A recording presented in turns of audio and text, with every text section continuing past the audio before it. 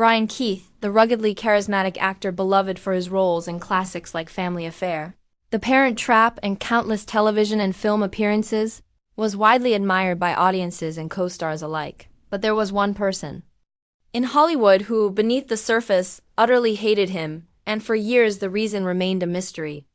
While Keith projected a gruff but lovable persona on screen, those who worked closely with him knew he was a complex man, fiercely professional, set in his ways and often unwilling to bend when it came to his principles or creative vision.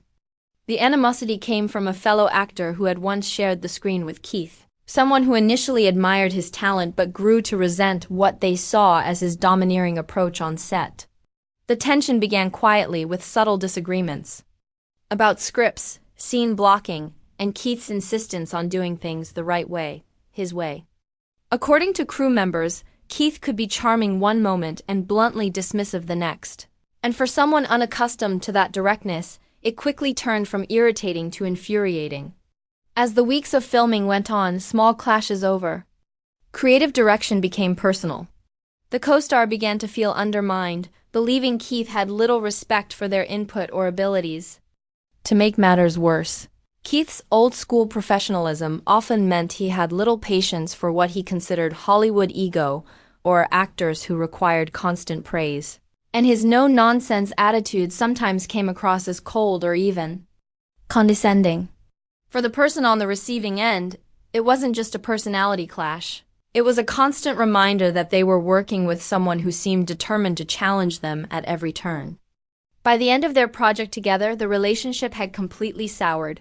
And while Keith moved on without apparent bitterness, his co-star carried the grudge for decades, speaking in later interviews about how difficult and unyielding Keith had been to work with.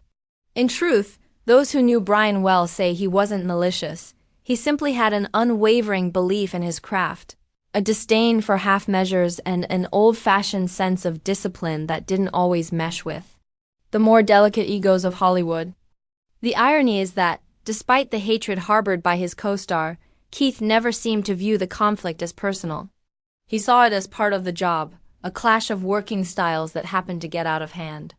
But for the other person involved, the sting of those weeks on set never faded.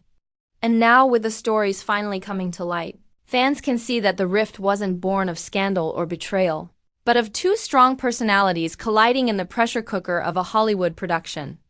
A reminder that sometimes, even in the world of beloved TV families and silver screen charmers, not every pairing is a match made in heaven.